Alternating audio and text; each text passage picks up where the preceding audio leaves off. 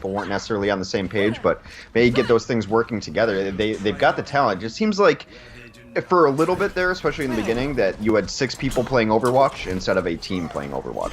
Yeah. And I just want to go back to the Pharah thing real quick, because this is something I've always kind of mentioned.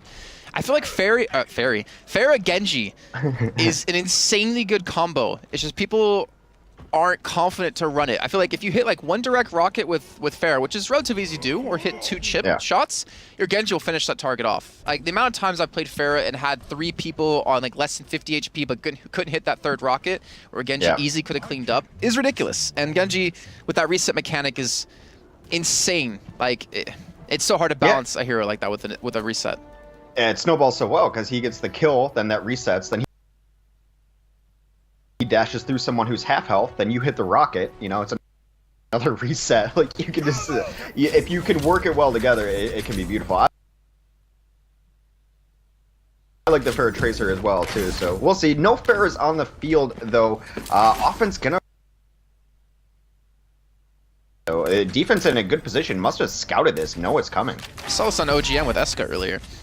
Yeah. Worked out pretty well for them, but look at this. They have not been spotted. Oh my lord, they didn't turn around and look on the high ground here.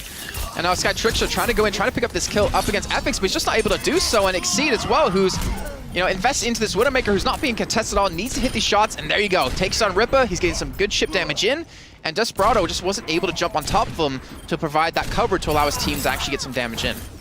Both Ana's down, the Widow changing the battlefield entirely where they can fight. They're pushed back into the corner. Baby in the corner. Baby cleaned up as Umera takes on Baito. There goes Cloudy. And yeah, the Widow, once she gets established on that perch and the fighting takes place on the point, nearly untouchable. And you can't even play defense out there. You're just stuck hiding in rooms and waiting for it all to be over. What's so weird, though, is that ENCE, they had 2 heroes who perfectly counter Widowmaker. No one can hide. But they weren't on the Widowmaker. So it's a little bit unfortunate to see that other side where, I mean, it's fortunate for Helsinki REDS if you're a fan of them because he's able to get so much extra damage in. That self-destruct being thrown towards the backline as well. Not going to connect, unfortunately, but Pretty Wise should be able to resuit up and be relatively fine. Sky Trickster switch over to the McCree. And with that 1-for-1 trade, I would imagine we're not going to see this point captured anytime soon. But Womera gets himself up a double. Exceed picks himself up Desperado. They actually might have been able to turn the tide to this one, and that's going to be the right part going down. Cloudy's out of this one. It's being contested, but I'm not going to call it just yet because now Baito, I'm not sure why he's the whole hog trying to keep him off the point. Don't tell me they're going to cap it this quickly. They've got the men there. They've got the reinforcements. Rippa takes on BBR to at least eliminate some of the healing, but this isn't looking good. Well, they do get the 1 kill on defense, which is what you need to start doing. You have to get 1 kill, get 2 kills, and bring it back. They have still done nothing about Exceed up top, but he's been relatively quiet. Cloudy's going to bust out a desperation. Earthshatter drops 2 down onto this, and I don't know, it's going to be very close, but getting blue into the kill feed is always good for the defense on these types of maps. Somehow, Womera is picking up kills. This man hasn't really been dealt with too much. He has another post-bomb ready to go. He only has 5 HP. He's forced to retreat, forced to back away. And it looks like his team have given up. Or have, I don't know, he's going back in. It felt like they were going to with the amount of men that they've lost, but this post-bomb could go huge. Just not gonna be able to actually connect it. Gonna wait for the next respawn back in. But, most importantly, they got 2/3 of the way through on that checkpoint. If Dorado's any indication, I think we're going to be seeing pretty long defenses on both sides here. Mostly because we've rarely seen a team take a super decisive fight, getting that 6 kill and then keeping it going. But they're going to try again. Oh, the self-destruct, I think, got walled off for the most part here. The pulse want to come through a little bit too early as Baito just kept himself in that ice block to actually not be eliminated from this one. Exceed is able to chime in, gets a Kona rep. He's actually on the high ground himself, so who's going to dislodge him from this position as he takes down Baito? He takes down Tracer. He's going for kill after kill here. Somehow Desperado's able to hold on for a split of time. They didn't get the second checkpoint. I'm mistaken there, but now they've guaranteed got it. They pushed out everyone away from the point here, and they're going to finish this one off. Is Exceed invisible? No one has done anything to him all game. He was on the Widow, no one even fired a shot at him for 2 minutes, and then he gets on a 76, takes that high ground and just chilling. I mean, I know I say it a lot, but you can't leave a DPS uncontested on the high ground. I mean, that's just 101, and no one touched Exceed that entire game. Yeah, I think maybe there's a little bit of lack of communication within the side events of target calling. As you pointed out, like with Exceed playing the Widowmaker in the beginning, he sat on this high ground ledge. When there was a Winston and a Genji on the enemy team, no one touched him. No one touched him, and they could have hit Tab and seen who's playing Widowmaker. Yeah, that's true. They should have done that as soon as the Widow was called, because they were trying to do that kind of sneaky thing where you let them in and then your Winston jumps on, right? Like that's a strat we've seen on defense before, but really the Winston needed to turn the corner and take Exceed off that top ground, at least pressure him too. But he's been just invisible to the other team. He's staying alive and dominating high ground both in Dorado and on this map so far, but... You know, we're talking kind of, I guess, bad about ENCE because they weren't able to respond to that, but credit to Exceed to see this lack of communication within the team, take the high ground with Widowmaker, and then more importantly, use his positioning as a soldier just to become an immovable object. So honestly, very smart player right there, and very smart plays in general. And honestly, I wouldn't be too afraid to say that those 2 plays he made might have been enough to actually win him that map.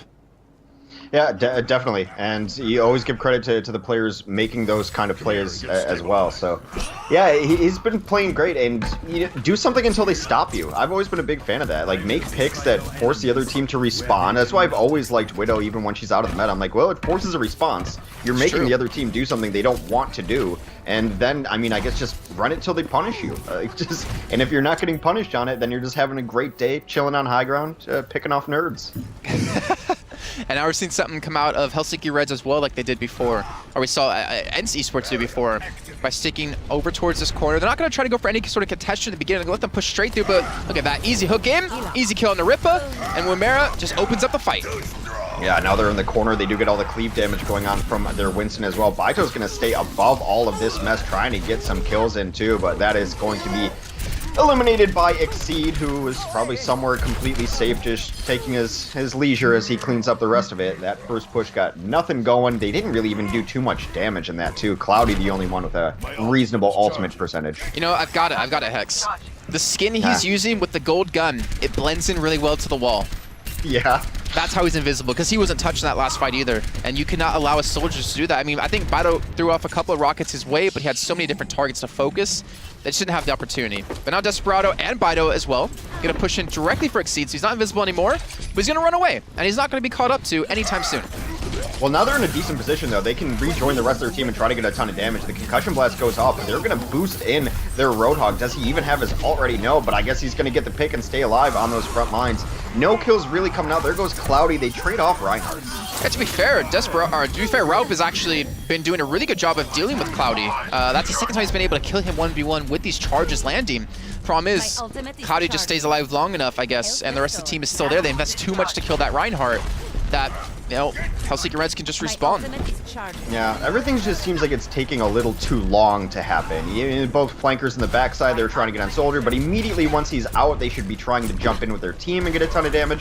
That didn't necessarily happen either, so it's just getting everything to run a little tighter would make this team work a bit better. And you're seeing Exceed play very safe here. That's going to be a barrage. No, a nano boost on a Baito with the Groucho Surge, but the problem is he came a little bit too late with the kill into Ethics and the second looking over onto Wumera, or sorry, Pretty Wise, but to secure those kills and not to mention secure the point. So seemed like all it took was a couple of ultimates coming online here for the side of ENCE. I was able to finally take that one. It was a struggle, but they did nonetheless. Yeah, able to get some targets on the ground and focusing that fire finally. And they're going to have a lot to work with to go into this second point. Still, probably the best they can hope for time-wise is to tie the time that was set on the offense. But Earthshatter Barrage is a decent enough combo. I think maybe you started off with it with a Dragon Blade too to distract. Oh, Exceed. He's being forced to run away, and that's going to be the Nano Boost and the attack fires are being popped, but he hasn't been able to pick up a single kill yet. He's actually not going to get Earthshatter down. Just Cloudy's going to miss that one just slightly, but Desperado with the Dragon Blade is looking to finish off quite a few targets, and the only defensive ultimates that Helsinki Red had were now used. Yeah, very patient on the sound barrier, though, to use it defensively, waiting out the opposing sound barrier on the other team, and that's going to make sure that they stay alive and healthy. Exceed came out, able to clean up a couple.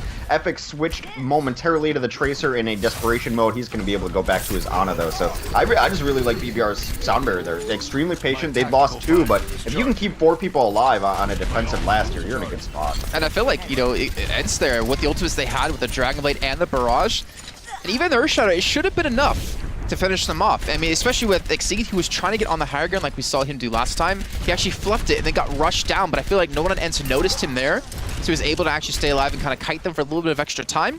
But they still got time on the board. 4 minutes and 25 seconds to go. Problem is, they don't really have a lot of ultimates to work with just yet. The Nano Boost coming up in just a few seconds, and Baito does have his Barrage ready to go, but that's a great wall to Wumera just to stop this aggression.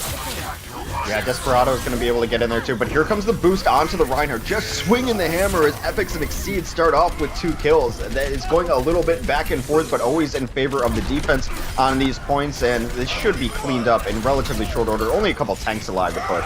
And not to mention, I feel like the side of Helsinki REDS, they're getting a feed on a lot of the staggered kills that have come through. They've been able to actually pick up a lot of extra ult percent. Again, Exceed trying